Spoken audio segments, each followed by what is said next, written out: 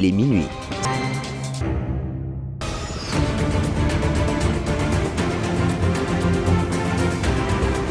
Tout de suite, votre dernière édition du soir, Central Tonight.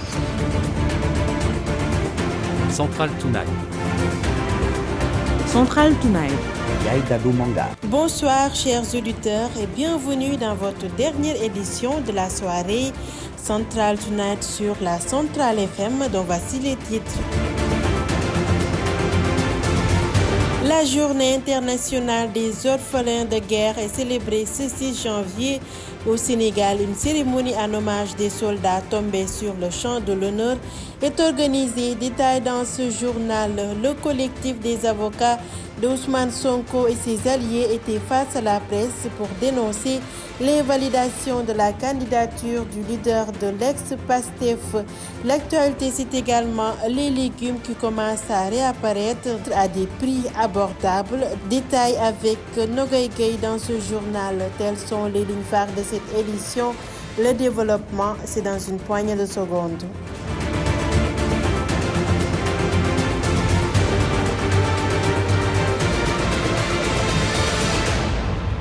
Pape Massé Diop assure la partie technique. Merci à vous de nous choisir pour vous informer. Démarrons d'abord par ce communiqué qui nous vient du ministère des Forces armées, État-major général des armées, direction de l'information et des relations publiques des armées. 5 commandos marins sont portés disparus depuis le vendredi 5 janvier 2024 à 20h. Cet événement fait suite à l'interception par le patrouilleur de haute mer Wallo d'un navire suspecté de trafic international de stupéfiants au large de Dakar. Au cours de la fouille, l'équipe d'intervention des commandos marins montée à bord a constaté une ouverture des vannes du navire. Tout porte à croire que cette action de sabotage consistant à couler le navire visait à effacer toute preuve de son chargement illicite. Les secours conduits par le Wallo ont permis de récupérer 7 éléments de l'équipe d'intervention et les 10 membres du bateau en question. Toutefois, 5 commandos marins n'ont pas encore été retrouvés. Les recherches sont toujours en cours. Communiqué signé le colonel Moussa Koulibaly, directeur de l'information et des relations publiques des armées. Le collectif des avocats d'Ousmane Sonko et ses alliés regroupés au sein de Lagos ont fait face à la presse pour déplorer l'invalidation de la candidature du leader de l'ex-Pastef. Ainsi, ils comptent déposer un recours contre la décision du Conseil constitutionnel.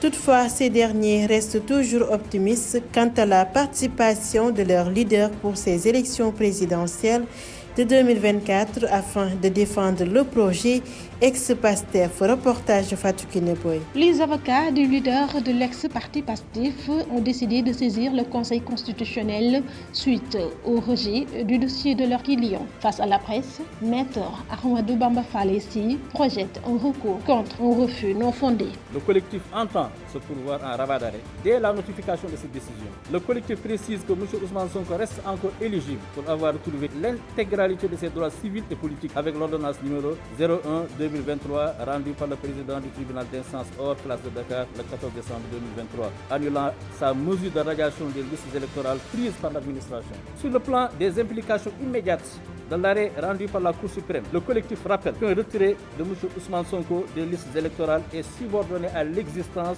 d'une nouvelle procédure de radiation, après que sa réinscription a été actée par l'ordonnance numéro 01/2023 du 14 décembre 2023 en application des dispositions de l'article L40 du Code électoral. S'agissant du Conseil constitutionnel, un recours est projeté contre le refus non fondé sur un texte d'examiner son dossier. Le Conseil constitutionnel sera saisi sitôt que la notification des causes du refus sera faite à Maître Ciré Clédor Ly. Les leaders alliés de Ousmane Sonko ont transmis le message de leur leader suite à son invalidation. Selon El Malick Ndiaye, le projet Pastef sera à la tête du pays. Les avocats de Ousmane Sonko l'ont trouvé en bonne santé avec le sourire à la bouche. Il a dit dit à travers son message que le combat vient de commencer et que tout cela n'est qu'un demi-temps. Et si Dieu le veut, le projet PASTEF sera à la tête du pays en 2024. Ainsi, il a demandé aux patriotes de rester focus et d'arrêter les débats puéris. Il a demandé aussi d'éviter les personnes mal intentionnées qui sont dans le groupe et elles ne veulent qu'une chose, c'est démoraliser les patriotes. En tous les cas, ce rejet n'est pas définitif. La Cour constitutionnelle va normalement notifier à l'opposant les documents manquants pour lui permettre de rectifier, comme cela a été le cas pour d'autres candidats à la présidentielle ces derniers jours. Je vous le disais au sommaire, la Journée internationale des orphelins de guerre est célébrée ce 6 janvier sous l'égide de l'Organisation des Nations Unies. Au Sénégal, le ministère de la Famille et de l'Action sociale organise une cérémonie en la mémoire de ces soldats tombés sur le champ de l'honneur, les armes à la main. Reportage de Marie-Louise Faye. Chaque le 6 janvier est célébrée la journée internationale de ceux qui ont perdu leurs parents en guerre, les orphelins de guerre. Au Sénégal, une cérémonie est célébrée pour remémorer les djambars qui sont tombés dans les champs de bataille avec les armes à la main. Mohamed Habib Mendy, adjudant-chef des armées à la retraite. On a célébré cette fête-là, c'était pour se remémorer non seulement des djambars qui sont tombés, mais aussi réellement, moralement, ces enfants-là, surtout au point de vue civil. Et au point de vue de travail. Sous ce rapport, il faudrait comprendre que pupille de la nation, nous en avons chez les civils comme nous en avons aussi dans les forces de défense et de sécurité. Les enfants de ces soldats, appelés pupilles de la nation, sont pris en charge par le ministère de l'Action sociale jusqu'à l'âge de 18 ans, poursuit-il. Alors leurs enfants sont considérés comme pupilles de la nation et sont gérés par le ministère de l'Action, de la Famille et de l'Action sociale. Mais il existe au niveau de l'armée un service qu'on appelle le service social des forces d'armée. Alors en principe, c'est ce service-là qui s'occupe de ces enfants-là. En ce jour, une cérémonie est organisée pour les pupilles de la nation qui ont perdu leur papa militaire sur les champs d'honneur, morts au nom de la paix, de la dignité et de la justice des pays. Merci beaucoup Marie-Louise Faye. Parlons tout à fait autre chose. Aujourd'hui, les légumes qui étaient rares sur le marché commencent à réapparaître à des prix abordables. En effet, depuis plusieurs mois, ces produits horticoles étaient presque introuvables. Les vendeurs de légumes estiment que la situation financière très difficile de la clientèle affecte leur chiffre d'affaires à la baisse. Reportage Nogaïkay. Nous sommes au marché central de Thiès. Ici, l'ambiance est très rythmée. Les femmes font des va-et-vient dans le marché, attirées par les tas de légumes frais à des prix très abordables. Sagar Gueye. Ces temps-ci, le marché connaît un réel changement. En effet, les légumes sont de nouveau disponibles à des prix très abordables. Le chou, la carotte, les oignons verts sont tous disponibles et très frais. Nous espérons sincèrement que cela va continuer. Même si les prix sont abordables, les clients ont du mal à acheter, nous dit Mordiao, vendeur de légumes. Les légumes sont disponibles sur le marché, mais difficiles pour les revendre. Les prix sont abordables, mais les femmes qui viennent au marché semblent ne pas avoir les moyens suffisants pour les acheter. Si la vente marchait, en ce moment, nous pouvons gagner beaucoup de bénéfices, mais tel n'est pas le cas. Nous achetons un sac à 5 000 francs et le revendre seulement à 4 000 voire 3 000 francs CFA. Nous risquons de travailler à perte, mais nous ne savons pas où se trouve réellement le prix. Le marché sénégalais fait face à des défis économiques depuis plusieurs mois en raison du coût de la vie élevé. Cependant, une lueur d'espoir apparaît. Les légumes réapparaissent sur le marché à des prix plus abordables. Une vague de fraîcheur a été ressentie sur l'ensemble du territoire sénégalais durant la semaine du 11 au 20 décembre 2023. Mais l'on constate qu'aujourd'hui, en ce début d'année 2024, la tendance change avec l'arrivée de l'harmattan qui prédomine le vent de l'Alizé maritime. Sira Kamarandao nous en dit plus. Cette année, ce mois de décembre, le climat n'est pas stable dans tout le territoire national. La fraîcheur n'a duré que pendant la semaine du 11 au 20 décembre 2023. Pape Ngor Ndiaye, responsable du service prévision météorologique à l'ANACIM, revient sur l'origine de la chaleur constatée ces temps-ci. Cette chaleur qui est, transportée par l'harmattan, c'est un vent qui nous vient du nord-est. Faire de Sahara et qui est relativement chaud. C'est l'harmattan pour le moment qui prédomine au détriment des alizés maritimes et des alizés du nord qui nous ramènent de la fraîcheur. Donc ces alizés du nord sont pour la plupart du temps renforcés par l'anticyclone des Açores. Pour le moment, actuellement au Sénégal, l'anticyclone des Açores est assez faible, donc on a un peu d'influence de l'anticyclone des Açores. Du coup, l'harmattan qui est un vent chaud et sec prédomine, d'où la chaleur qui est notée ces derniers temps, notamment la journée. Il n'a pas manqué de donner les prévisions de ce mois de janvier. Pour ce qui est du mois de janvier 2024, nous nous attendons à des épisodes de fraîcheur relativement marqués d'une durée de 2 à 3 jours, mais qui alterneront régulièrement, voire même très régulièrement avec des épisodes de chaleur. Donc les températures seront globalement chaudes durant ce mois de janvier, notamment la journée. Donc l'harmattan sera un peu plus présent durant la journée sur l'ensemble du territoire sénégalais. Donc globalement, c'est ce temps chaud qui va persister avec quelques épisodes de fraîcheur qui seront notés. Jadis, le mois de janvier était connu comme une période très froide, mais tel n'est pas le cas ces dernières années dû à plusieurs facteurs d'ordre climatique. Merci beaucoup Sira Camara Ndao. Mesdames et messieurs, nous sommes au terme de Central Tonight.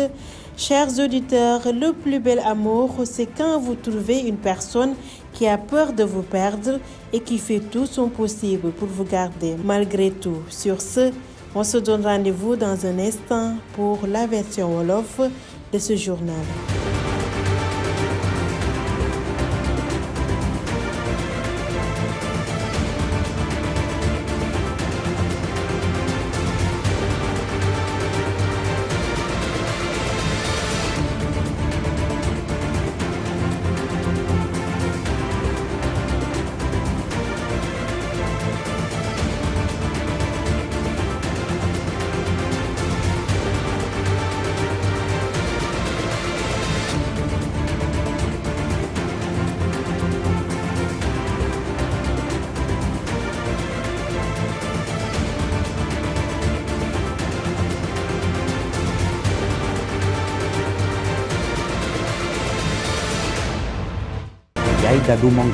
Monique ba tey ci kàddu gi mbokk yi gannaaw bañ leen nuyoo dal leen nag jàmm ci xibaar yu mujj yi fii ci Central FM ñu jukki leen li fi gën a fës.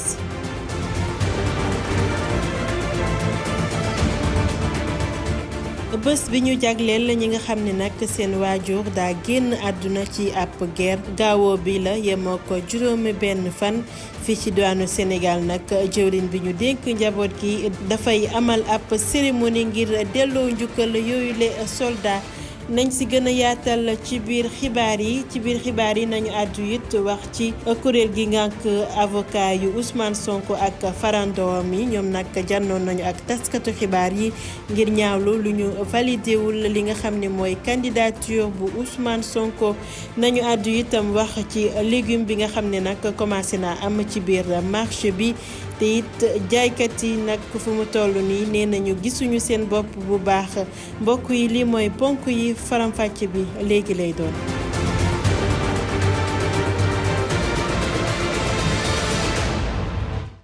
jërë ngeen jëf ci teewlu bi Pape Massa Diop moo fare ci xarale gi dañ koy dooree ak communiqué bi tukkee ca ministère des forces armées état-major général des armées direction de l'information et des relations publiques des armées ca bañ doon amal linjërtu ak ay takk der yu réewum Sénégal commando marin lañu fare daal dinañu woree ca waaxi géej gi ngir dàbbi beneeni gaal bu ñu njortu ni dafa yeboon ay sinébar ak yeneen lu ñu mel ba tax na nag ca waaxi waalo ya ñu teg ci loxo lu tollook juróom ñaari ci équipe boobule waaye it juróomi commando féete ca armée bu Sénégal kenn tegu leen bët dañoo réer kenn gisagu leen bu ñu sukkandikoo ci xibaar yu tukkee ca DIRPA kuréel gi ngànk avocat yu Ousmane Sonko ak farandowam ñu leen di woowee LACOS ñoom nag jànnoon nañu ak taskati xibaar yi ngir ñaawlu ni ñu validé wulee candidature bu Ousmane Sonko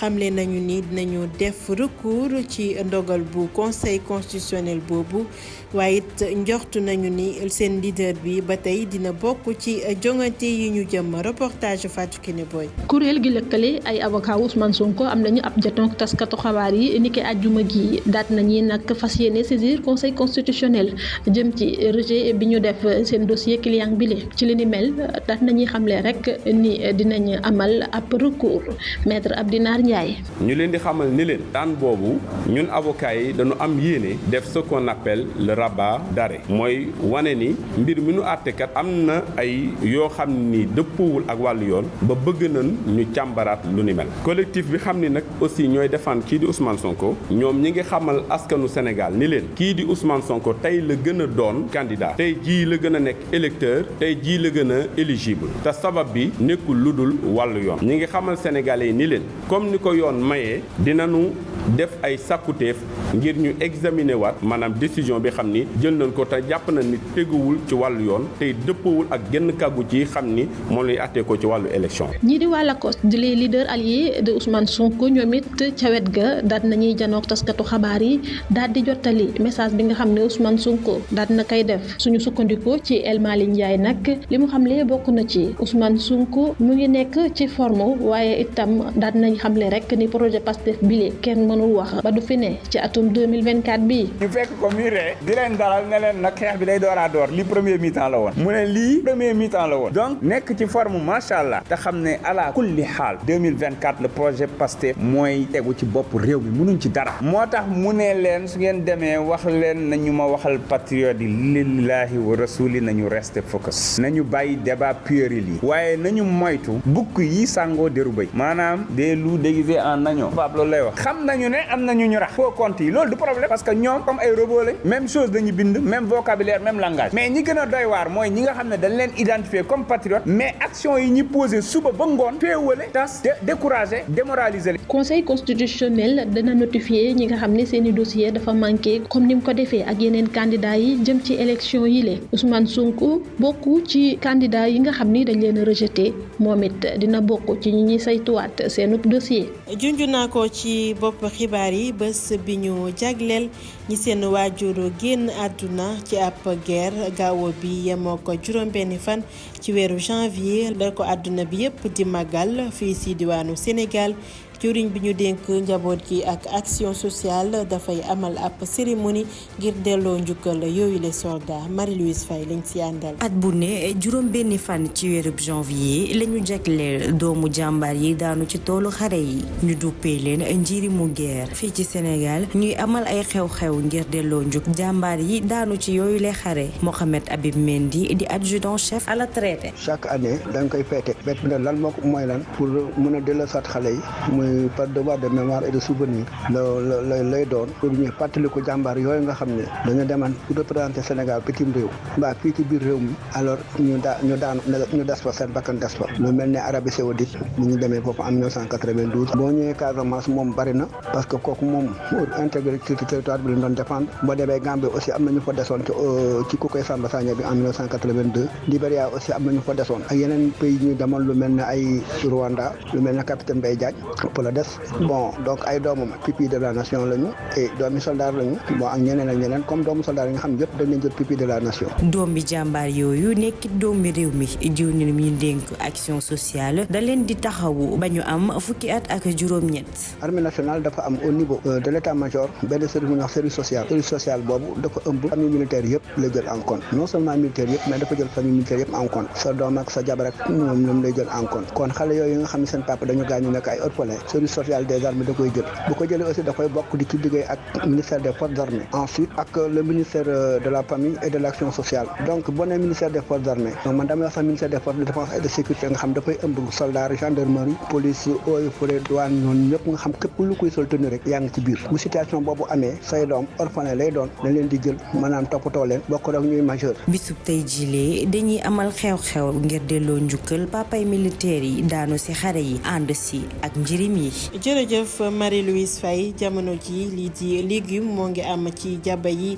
te njëg li yomb na te weer yi ci ginnaaw dafa manqué woon ñii di yëngu ci jënd ak jaay bi nee nañu client yi ñëwuñu moo waral nag gisuñu seen bopp ci li ni mel Nogay Gaye lañ si àndal ci ab reportage. ñi ngi fii ci marché central bu Thiès fii nag xumb na lool jigéen ñi di dem ak ñëw ci biir marché bi ndugg mi ne gàññ ak njëg yu yomb lool Sagar Gueye. fan yi moom tane na moom wax dëgg yàlla par rapport ak temps yi la ci ginnaaw parce que mi ngi commencé neex nag xam naa ci kanam nag la jëm supame baa ngi génn carotte ju dijji jaa ngi dégg oignon bi légumes yi daal ñi ngi génn moom benkal beeg kaane géeg yëpp macha allah dina tane par rapport ak temps yi mën naa commencé neex nag te ñu ñaan yàlla mu jëm kanam. donte ni sax njëgug ndugg mi yomb na lool terewul client yi dañuy am jafe-jafe ngir mën kaa jënd Mor Diaw di ab jaaykatu ndugg moo ñu koy xamal. macha allah wax dëgg yàlla am na moom am na waaye jaay ko jafe na dama xamul nag nu mu demee noonu noonu njëg wàññeeku na bu baax a baax boo gisee jigéen ñi nii ñuy ñëwee marché yi xam nga ni nga xam ne si fi mu toll nii moom lu waaye am rek da ngay am ndugg waaye njaay mi moo dul gaaw daal ñun nit ñu koy indi fii ñu toll nii bu fekkoon ni tey client yaa ngi ñëw normal ñun fii rek lañ mën a liggéeyee ndax bu yombee loo jaay rek sa xaalis day génn waaye fekkee da ngaa jënd saaku junni ñëw jaay 4000 wala nga jaay 3000 du sa arrangement loolu mooy problème bi nit ñi bëgg nañ da ngay gis nit day ñëw ni la jaay ma fukki dërëm wala yu kenn xamul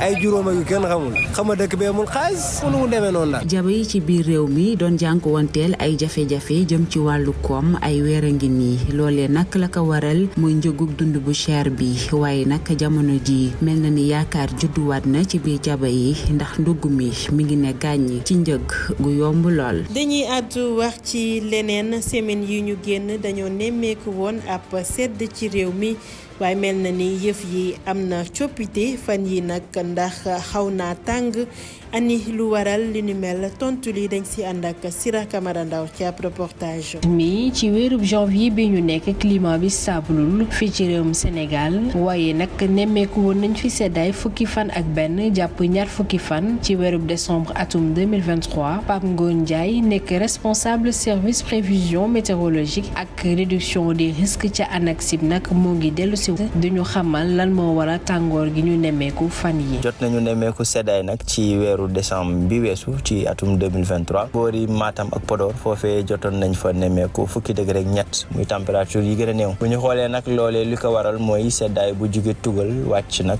jëm ñëw ci Afrique sowu jant rawatina ci boori Sénégal loolee nag dafa jàll tàngaay bi dellusiwaat tàngaay bi nag li koy faral di indi mooy harmattan muy ngelaw penku boobee nga xam ne dafa ànd ak tàngaay ak mbooyu harmattan boobee nag moo gën a fës ci réew mi fi mu toll nii. moo ngi dellusiwaat di ñu xamal prévision yu ñu mën a nemmeeku ci weer bi ñu nekk di weeru janvier. ci weeru janvier bile ñi ngi saytu di sentu ba léegi tàngaay boo xam ne dana fi desandi ci weeru janvier bi ci réew mi yëpp waaye teewul danañ am 2 ba 3 fan yoo xam ne ci weeru janvier bi dana ànd ak seddaay muy ngelaw bëj gànnaar gi dana dellusiwaat muy seddaay goo xam ne du ko tax a tar waaye danañ ko nemmeeku ci réew mi loolee nag dana fiy des 2 ba 3 fan waaye bu 3 fan yooyu weesoo tàngaay bi moo fiy dellusiwaat donc lii gën a fës ci weeru janvier bile mooy tàngaay bi waaye teewul danañ am yenn fan yoo xam ne dinañ yëg seddaay ci réew mi. at yi ñu weesu dañ daan nemmeeku ne weeru janvier dafa daan sedd loolu li ni mel nag jamono ji nemmeekootuñu ko li ko waral nag